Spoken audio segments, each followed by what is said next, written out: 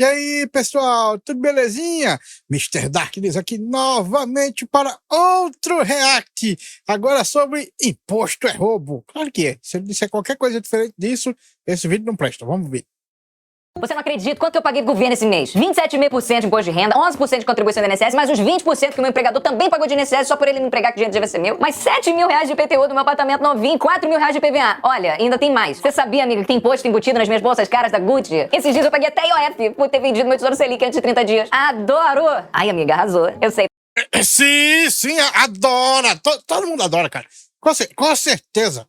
Taca aqui. Quantas vezes você acha que essa conversa já aconteceu no Brasil? Não seria Tipo, 0.000.000. Tenho certeza. uma falácia dizer que ninguém se amarra em pagar impostos. Afinal, entregar dinheiro conquistado com o nosso trabalho duro para um governo aparentemente corrupto, ineficiente, obeso, pode ser de fato uma causa justa de inconformismo. Mas os problemas são impostos em si. É a gestão dos recursos pelo Estado? Não, porque, tipo, o Estado, ele é um terceiro. Ele é uma terceira parte. Não importa quão bem ele gere os recursos. Ele é um terceiro e ele cobra parte dele. Então, sempre vai entregar um serviço pior. Sempre. Ou os problemas somos nós? Não refletir. Não, somos nós. Só se a pessoa disser, eu quero pagar mais imposto. Aí o problema era mesmo. Imagina que você seja um fazendeiro e que, um belo dia, um homem chega na porta da sua casa pedindo que você dê 1/3 da sua produção anual para ele. Esse homem te diz que isso é uma forma de você contribuir para o bem geral da sociedade e até mesmo para o seu próprio bem. Ele é tão convincente que até mesmo seus vizinhos e amigos já concordaram com ele e apoiam que você faça igual e também dê 1/3 da sua produção para o homem. Ele te diz que essa contribuição que você está fazendo vai ajudar você a ter uma vida melhor. Vai te dar acesso a um hospital quando você se acidentar ou quando você precisar fazer um exame. Vai dar... É o seguinte... É como eu disse, ele é um terceiro. Seria mais barato você ir no hospital pagar você mesmo do que você dar para ele tirar a parte dele para ele pagar o hospital. Escola para os seus filhos, para eles poderem ter uma boa educação com aulas de matemática, português, inglês e ciências. Mesma coisa, ele é um terceiro, ele vai tirar a parte dele para poder te dar a escola. Então você não vai conseguir uma escola tão bem quanto você conseguiria se você mesmo fosse lá na escola pagar. Vai cuidar para que nenhum invasor entre na sua propriedade e te roube ou cometa algum crime contigo ou com a sua família. Além disso, ele também vai pavimentar a rua na frente da sua fazenda e consertar o asfalto caso haja algum buraco lá. Ele parece um cara bom, parece que quer cuidar realmente de você e por isso você acaba aceitando voluntariamente a sua proposta. E todos os anos, esse mesmo homem bate na porta da sua casa pedindo mesmo 1/3 da sua produção anual. E você continua cedendo porque, todos ao seu redor também estão fazendo isso. O homem parece ser um cara legal, com senso de comunidade, que tá ali para ajudar todos a viverem uma vida melhor e um mundo mais saudável. Mas você começa a se incomodar com algumas... Acredita quem foi doutrinado pelo Estado desde novinho. Aí acredita mesmo. coisinhas à medida que os anos vão passando. Um dia, você se acidentou na sua plantação e precisou do hospital para mobilizar seu braço. Chegando no hospital, você se deparou com uma fila imensa e, quando finalmente chegou a sua vez, o médico te disse que não tinha os equipamentos necessários para fazer o seu curativo, porque, de acordo com ele, os insumos haviam acabado. Bom, você então foi na farmácia mais próxima É isso aí, viva o SUS! do hospital e comprou você mesmo os insumos necessários, mas como você não queria pegar de novo aquela fila inteira gigantesca, você decidiu ir no consultório de um médico da cidade, onde você, inevitavelmente, precisou pagar pela sua consulta. Mas é o que acontece no Brasil. A gente tem o SUS, mas muita gente é obrigada a pagar uma saúde privada, porque se você for depender do SUS, meu amigo, você tá fudido, viu? como você já estava chateado e cansado com a situação, era melhor acabar com isso logo, simplesmente poder voltar para casa bem. Chegando em casa, depois da consulta e com o braço devidamente imobilizado, você é surpreendido com um barulho forte em seu carro. Você para analisar o que aconteceu e percebeu que o pneu furou por conta de um gigantesco buraco na rodovia que você estava dirigindo. Então, você liga para o mecânico, ele resolve o seu problema, você paga o mecânico e volta dirigindo para sua casa. E, chegando na sua casa, mais uma surpresa. Seus filhos estão na sala, jogando videogame. E aí, você checa o dia, o horário, são segunda-feira, 1h da tarde, seus filhos deveriam estar na escola. Ao perguntar aos seus filhos por que eles estão em casa ao invés de estudando na escola, eles respondem que é porque chegaram na escola e o professor tinha faltado mais uma vez. Então, a escola ficou em greve, né? Porque você sabe, eles nunca querem aumentar o salário. Então... Vendo que o homem que todos os anos te pede 1/3 da sua produção para cuidar de você e da sua família, que ele não está cumprindo com a sua promessa, você decide que não vai mais dar sequer 1 grão da sua safra anual para ele. Daí passam alguns meses e convincente... Tenta fazer isso com o nosso governo aqui pra você ver se não bate a polícia na sua casa. Vai, tenta. O homem aparece batendo na porta da sua casa de novo, te pedindo novamente parte da sua produção, mas dessa vez você se recusa a dar. E você explica os motivos. O hospital não tá funcionando direito, as estradas estão cheias de buracos e os meus filhos não estão tendo aula na escola. Por isso, meu querido amigo, eu prefiro não te dar mais um terço da minha produção, já que eu mesmo estou pagando um plano de saúde para minha família, uma escola particular para meus filhos, e eu paguei para consertar um buraco que você falou que ia consertar aqui em frente da minha casa. O homem não gostou do que eu vi. Sacou uma arma e apontou na sua direção, dizendo que... Agora sim ele tá fazendo igual o nosso governo mesmo. É desse jeito que o nosso governo faz. Caso você realmente não quisesse colaborar com ele, ele iria te prender. Você manteve a sua decisão porque você acreditava que ele estava blefando. E que os seus vizinhos, ao verem tamanha injustiça, se rebelariam contra o homem e te ajudariam a não ir pra prisão. Mas, para sua surpresa, todos, até mesmo seus filhos e a sua mulher concordaram com o homem. Inevitavelmente, você foi detido por sonegação. Você, percebendo que a situação só ia piorar, decide ceder da parte da sua produção para não ser preso. Mas o homem diz que por conta da sua má conduta, seria multado. E você, incrédulo pela situação, colabora. Mais uma vez, contra a sua vontade, paga aquele um terço que você tinha ficado devendo, mais a multa que o homem exigiu. No final de tudo isso, tudo que você só consegue pensar é: que porra de sistema é esse? Bom, É o sistema brasileiro. Ele conseguiu descrever o sistema direitinho. É desse jeito aí mesmo. Só que faltou ele dizer que, tipo, aquele um terço ali é para pagar o político. E no Brasil, você não paga só um. Você paga vários e vários políticos. Porque os políticos que estão lá, eles ficam aumentando sempre a parte deles, sabe? É porque eles detêm as leis, então eles botam lá na lei: nosso salário vai aumentar mais 20%. Aí agora nós vamos também dobrar a quantidade de político. Aí agora o nosso salário vai aumentar mais 10% e a gente vai colocar mais uns políticos aqui.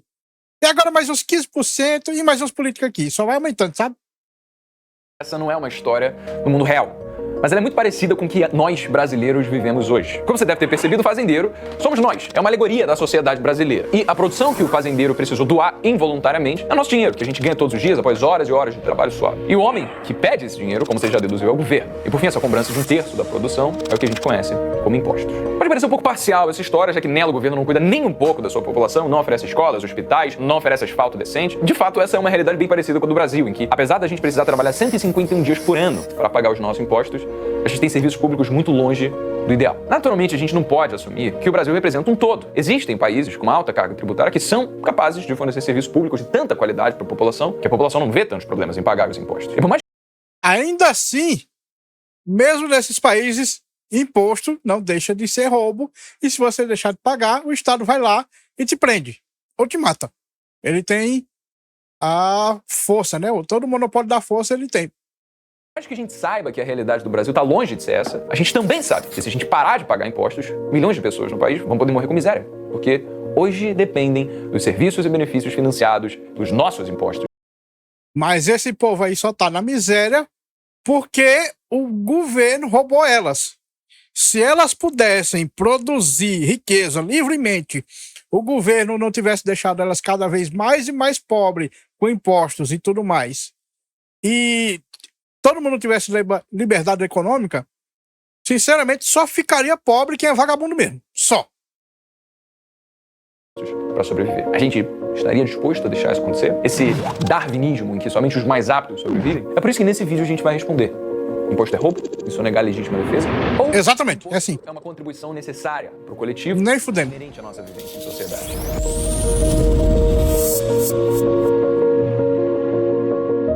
Para compreender o presente, a gente precisa compreender o passado. Com o início da primeira Revolução Industrial, surgiram as primeiras correntes de pensamento econômico, como o liberalismo, popularizado por Adam Smith no seu livro A Riqueza das Nações. Também surgiu o socialismo, popularizado por Karl Marx, o Manifesto Comunista.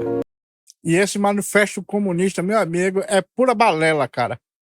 Negócio de mais-valia. A coisa mais estúpida que eu já vi é esse mais-valia, cara. O que acontece? Adam Smith acreditava que a sociedade e a economia devem ter liberdade para funcionar com o mínimo de intervenção do Estado possível. Modelo esse conhecido como minarquia. E a minarquia eu não recomendo. Por quê? Porque ela vai fazer um país muito, muito rico. Só que aí o que acontece? Vai acontecer igual aos Estados Unidos.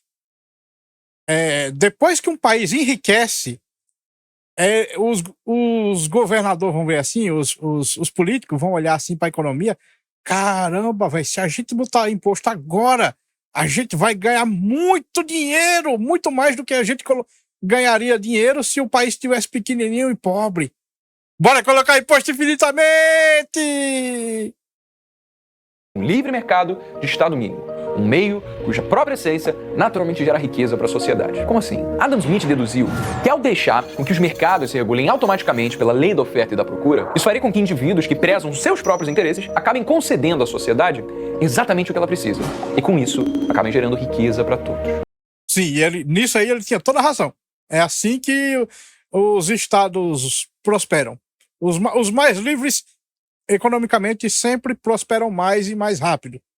Inclusive, uma passagem do Riqueza das Nações diz o seguinte: não é da benevolência do açougueiro, do cervejeiro e do padeiro que esperamos o nosso jantar, mas da consideração que eles têm dos próprios interesses. Ou seja, exatamente. O egoísmo, na verdade, é uma virtude boa, porque o egoísmo faz com que eles queiram ficar ricos e eles querendo ficar ricos, eles enriquecem todo mundo ao redor.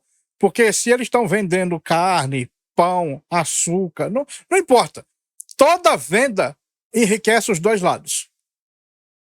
Adam Smith acreditava que a tentação natural do homem pelo dinheiro faria com que ele naturalmente assumisse posturas empreendedoras. E assim, ele concederia ao mercado exatamente o que ele estava precisando. Então, apesar de ser movido por interesse individualista, o interesseiro acaba agregando valor à sociedade como consequência, contribuindo assim com o coletivo. E o empreendimento que não conseguisse atender a demanda no mercado e agregar valor, naturalmente, iria à falência. Por exemplo, a falência é algo bom, porque ela faz com que recursos mal alocados vão para locais onde eles podem ser bem alocados.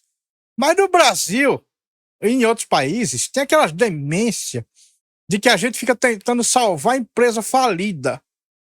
Claro, no Brasil aqui é só os amiguinhos do rei, né, que tenta fazer isso, né, porque os empresários pequenininhos que estão tentando abrir seu negocinho para enricar, esses aí vai à falência ligeiro, meu amigo. No Brasil, o Brasil é o maior assassino do empreendedorismo, cara. O Brasil é aquele país que, se o Bill Gates tivesse nascido aqui, ele nunca jamais teria se tornado um dos homens mais ricos do mundo.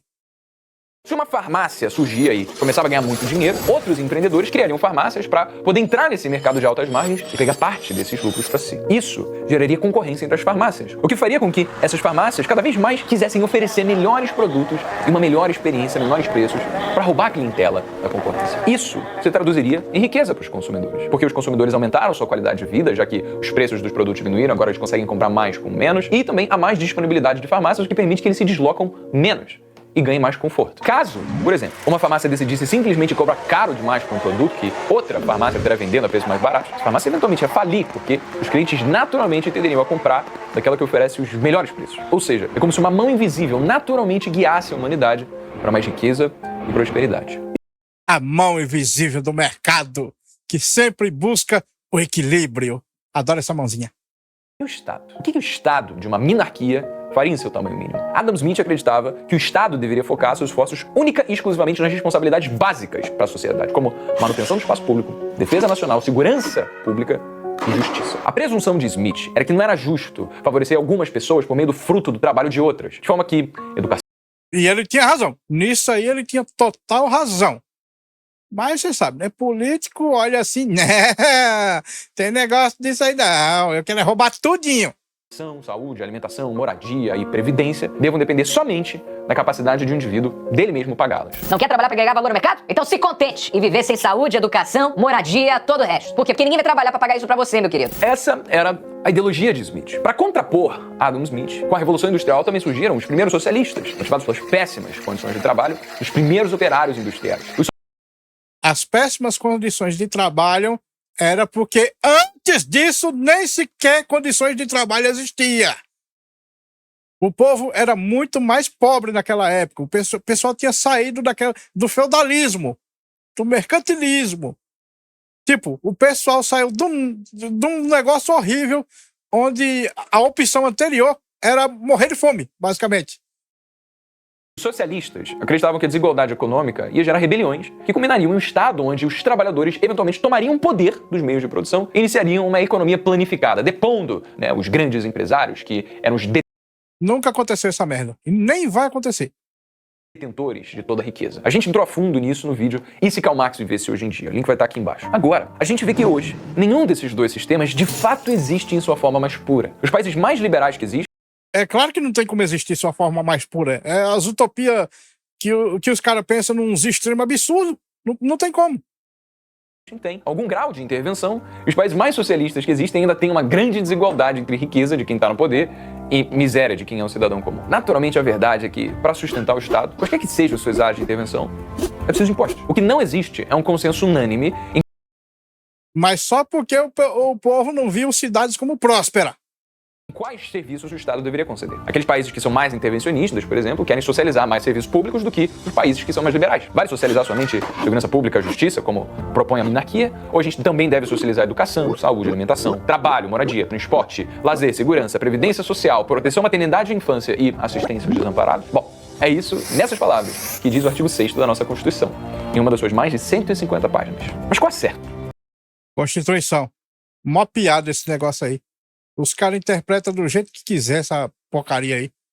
Tributar é bom por todos? Essa até seria uma pergunta intuitivamente fácil de responder, porque seria só a gente ver quais são os países que têm o maior PIB per capita e analisar as similaridades entre eles, o que eles têm em comum. E aí, a nossa hipótese inicial seria que, se esses países tendem a cobrar poucos impostos, então um Estado menos social é o caminho para a riqueza. Mas, se a gente vê que os países com os maiores PIBs per capita cobram altos impostos, então tributação elevada que deve ser o caminho. Para analisar isso, eu peguei a lista.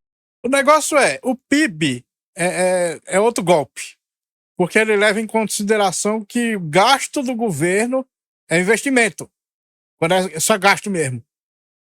Dos 20 países com a PIB per capita do mundo e plotei num gráfico do Allroading Data para ver qual era o seu percentual de tributação sobre o PIB total de cada um desses países. Você vai ver, você vai entender aqui, ó. O que eu vi é que, na verdade, não tinha padrão nenhum. Da mesma forma como existem países com o PIB per capita que cobram pouquíssimos impostos, tem países que cobram, inclusive, mais impostos do que o Brasil.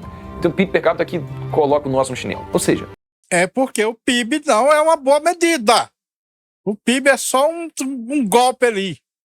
Se existem vencedores para ambos os cenários, a gente poderia parar aqui e assumir que impostos altos ou baixos não são o que determinam o sucesso de uma nação. Por outro lado, o que a gente pode perceber em comum em todos esses países é que para eles terem um alto PIB per capita, eles obrigatoriamente precisam ter um alto PIB. E, pela definição do IBGE, PIB é a soma de todos os bens e serviços produzidos por um país, estado ou cidade, geralmente no período de um ano. E aí eu te pergunto, quem é o principal agente de produção do PIB? Quem oferece novos produtos, serviços, bens para a sociedade e contrata pessoas? Quem cultiva a comida que está guardada na sua geladeira agora? Empresas.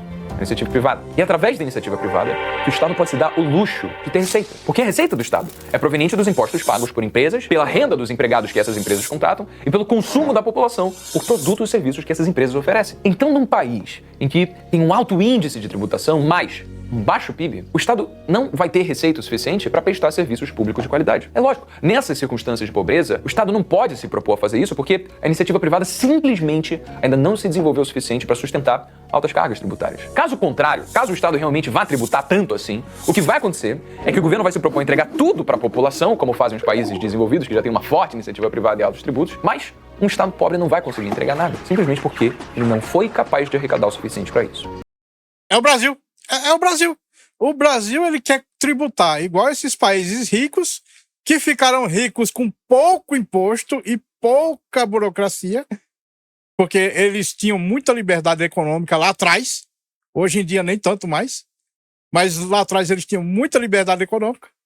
Aí só então que eles ficaram ricos e foram colocar toda a burocracia e todo o imposto e tudo mais. Mas o Brasil quer começar logo botando todo o imposto. Exatamente esse é o caso do Brasil. O nosso artigo 6º, por mais que bonito de ler, foi escrito na época errada. A nossa Constituição de 1988, conhecida como Constituição Cidadã, foi escrita num Brasil que não tinha desenvolvido uma iniciativa privada forte o suficiente para ter um PIB alto sobre o qual... Lembrando que a nossa Constituição foi toda escrita por bandido, viu? Se não me engano, todos os constituintes foram presos. Tributar para conseguir oferecer tudo que a Constituição se propõe. E a nossa Constituição, ao invés de limitar o poder do Estado, nesse momento em que ela foi concebida, em que era preciso de crescimento econômico, deu, na verdade, espaço para que os governos populistas se aproveitassem da Constituição, sugando o dinheiro da sociedade, que na verdade deveria ser reinvestido na iniciativa privada, quando o que ocorreu foi que esse dinheiro foi usado para sustentar a estrutura obesa e ineficiente de um Estado pobre. Daí o que foi que houve? Porque, ao prometer sonhos lindos antes da hora, não só a gente não conseguiu entregar esses sonhos, como a gente postergou em anos o tempo que de fato levaria até realizar esses sonhos, se simplesmente a gente tivesse deixado a iniciativa privada maturar. Percebeu? Impostos não são a causa do sucesso de uma nação. Na verdade, eles são a consequência. Como mostra esse gráfico na Wording. Isso, eles são a consequência. Quanto mais uma nação fica rica, mais tentação os políticos têm de tributar tudo. Impostos tendem a aumentar posteriormente o sucesso econômico de uma nação. Primeiro o bolo cresce, Depois, ele pode se dar o luxo de ser tributado. Breno, eu tô te achando muito esquerdista. Achei que você fosse mais liberal. Cara, eu provavelmente sou a pessoa mais liberal que eu conheço, mas eu tô pautando todo o discurso em dados. Imposto é robô, sonegar é legítima defesa. A gente não deveria ter que pagar imposto nunca. Seja em país rico pela iniciativa privada, seja em país pobre. Legal. Exatamente, eu concordo. Eu confesso que eu também fico tentado em viver num país assim. Inclusive, só eu sei as datas que eu tô pagando aqui nas jovens. Brincadeira, mano. Esse é, inclusive, o discurso dos anarcocapitalistas. Os É nóis! anarcocapitalistas acreditam numa sociedade sem Estado e sem serviços públicos, quaisquer que sejam, de forma que tudo fosse oferecido pelo livre mercado e pela iniciativa privada. A linha de raciocínio do anarcocapitalismo parte do pressuposto que impor o pagamento de tributos é uma agressão antiética exercida pelo Estado sobre a população. Da mesma Exatamente. Tentam me convencer que tem alguma ética nisso. forma como, por exemplo, um furto de um celular. E nós, ao nos opormos ao pagamento dos tributos, então, simplesmente estamos nos protegendo de ser roubado daquilo que é nosso. Faz sentido. Tudo vai depender se você considera que pagar impostos pro coletivo, né, é agressão ou não. Enfim, qualquer que seja a sua... Sim, não importa se é pro coletivo, se é pra causas nobres, não importa porque tá sendo tirado na força. Qual é a ética nisso? opinião, o que a gente pode assumir com alto grau de confiança é que mudança drástica não acontece da noite para o dia. É preciso de um processo gradual que possibilite a redução tributária do Estado. E é por isso que eu sou a favor de colocar mais ANCAPs na política. Milley é o grande, a grande prova de que as políticas ANCAP funcionam.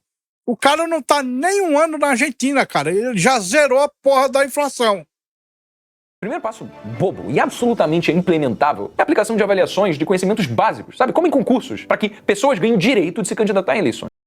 Não, isso aí pode até ser bom, mas você tem que ensinar a população que liberdade econômica é um negócio bom. Porque se a população for toda socialista, vai adiantar o que isso aí? E elas só possam se candidatar depois de passarem por essas provas. Pensa comigo, existe concurso público para absolutamente tudo no governo, menos para as pessoas que vão gerir o futuro do nosso país. Como alguém que a gente não sabe se tem noções básicas de economia, cidadania, diplomacia, direito e política até, pode se candidatar para a presidência da República? Isso aí não adianta nada, meu amigo. Eu já disse. Se o cara tiver todas essas qualificações aí, mas ele tiver aquela mentalidade marxista, vai adiantar o quê? Vai fazer o mesmo que o Lula tá fazendo. E eu não tô falando de Lula ou Bolsonaro, não. Eu tô falando de qualquer pessoa. A partir disso, a gente teria um mínimo. Pessoas com competências técnicas para gerir um país. Mas não faz diferença, meu amigo. O que faz diferença é a mentalidade. Se na mentalidade do cara for um negócio tipo o Lula, porque o Lula tem aquela mentalidade que o que traz riqueza a um país é o gasto do governo. Como é que uma mentalidade dessa vai trazer prosperidade? Não vai. Melhorar a qualidade dos governantes abre brecha para um segundo passo, que hoje é praticamente impossível: alterar e limitar a abrangência de serviços públicos garantidos por Constituição. Porque a Constituição é um instrumento que limita o grau de intervenção de um governo. Se a Constituição permite que um governo cuide de todas as áreas da vida de um cidadão, um governante pode se aproveitar disso para aumentar tributos e criar assistências populares. Lembrando, a Constituição foi feita por bandido. Você acha que uma Constituição feita por bandido não vai ter isso aí? E vão gerar, na verdade, mais miséria ainda no longo prazo. Afinal, os governantes só podem agir dentro dos limites da Constituição. E, se ele não fizer isso... Tchau, querida. O caminho não pode ser socializar mais áreas e conceder mais auxílios para a população. Assim a gente continuaria desincentivando a iniciativa privada, que é o maior driver de geração de riqueza e crescimento do PIB. O caminho é fazer o contrário, diminuir o leque de serviços concedidos pelo Estado. E como saber quais são os melhores serviços públicos para eliminarmos e como calcular os impactos que isso traria. Somente conseguem chegar a um consenso pessoas unidas, qualificadas, que realmente prezam pelo bem do todo. Breno, mas e aí? Depois disso entra o anarcocapitalismo? Olha, particularmente, agora eu... Por mais que eu goste do anarcocapitalismo e tudo, eu prego tudo, eu não acho que uma sociedade como o Brasil seria capaz de implementar. Na verdade, países que já estão firmados nunca vão se permitir. Porque qual é o político que quer deixar de ganhar a sua mamatinha, né? Mas, tipo, é com essa mentalidade anarcocapitalista que a gente consegue chegar a uma sociedade com liberdade econômica e próspera. Porque, tipo, se você for olhar os PIB dos países lá, como ele diz, é tudo uma bagunça lá. Agora, tenta olhar quais são os países que têm liberdade econômica para ver e a prosperidade deles, para você ver se não é basicamente a mesma lista. Breno tem dificuldade em vislumbrar um mundo em que a iniciativa privada é 100% eficiente em conceder à população exatamente tudo o que ela precisa em todo o território brasileiro. Mas A iniciativa privada, ela faz testes. Esses testes indicam se é lucrativo ou não. O lucro deles, que é o que vai determinar se eles estão fazendo coisa boa ou não. a escola austríaca, por exemplo, acredita que empresas buscando vantagens competitivas em relação aos seus concorrentes começariam a investir em causas sociais para atrair consumidores. Afinal, o ser humano se identifica com propósitos e causas maiores. Sim, e a gente já viu isso acontecer. A gente já viu coisas assim acontecer. Do que simplesmente o item que ele está comprando. Isso já acontece. Você deve ter visto alguma vez uma loja de roupas, uma marca dizendo: compre uma camisa e doe um prato de comida. Se dada a escolha, provavelmente... Sim, é o que acontece. Concorrência, meu amigo, concorrência. O livre mercado está aí para provar que isso funciona. nós gostaríamos de comprar de uma loja cujo nosso ato ajudaria outras pessoas do que a alternativa de não ajudar ninguém. E as empresas utilizariam então essa estratégia para nos encantar emocionalmente e lucrar mais. E assim, a mão invisível de Adam Smith guiaria toda a sociedade para mais riqueza e prosperidade. Faz total sentido, mas e as cidades que ninguém estava vendo? Aquelas no interior de um estado tão distante que poderia ser simplesmente custoso demais para uma empresa sequer pensar em ajudá-los. Hoje, quem cumpre essa função são os municípios. Por exemplo, reivindicar às esferas estaduais e federais os recursos para que a população local tenha um mínimo de dignidade de vida. E aí você me responde, será que essas cidades seriam atendidas sem o Estado? Sim, elas seriam. Principalmente hoje em dia que tem mais empresas de entrega, não é só mais aquelas porcarias do correio estatal. Elas seriam totalmente atendidas. Pode ter certeza. Será realmente que num país sem Estado a gente teria iluminação pública em mais lugares do que não? Saneamento básico, forças de segurança que me protegem mesmo se eu não tiver condições de arcar com elas? E lembre-se, esses lugares pequenininhos aí, para começar, eu moro numa cidade que tem o quê? Deve ter umas 50 mil pessoas. Aqui tem uma delegacia. Uma. Eu nunca vi eles impedir um único assalto. Quase não tem. E os que tem nunca foram impedidos. Aí eu te pergunto, meu camarada, você acha mesmo que essas cidades precisam? Eu tenho quase certeza que se todo mundo pudesse praticar legítima defesa nessas cidades, a segurança seria bem superior. escolaridade. Será que os 50% do Brasil, que vive com uma renda abaixo de R$ 413 por mês, conseguiria pagar uma escola particular para seus filhos? Sim, conseguiria sim. Porque a gente já viu que tem locais, até favela, com escola privada. A gente tem exemplos, cara. É só procurar.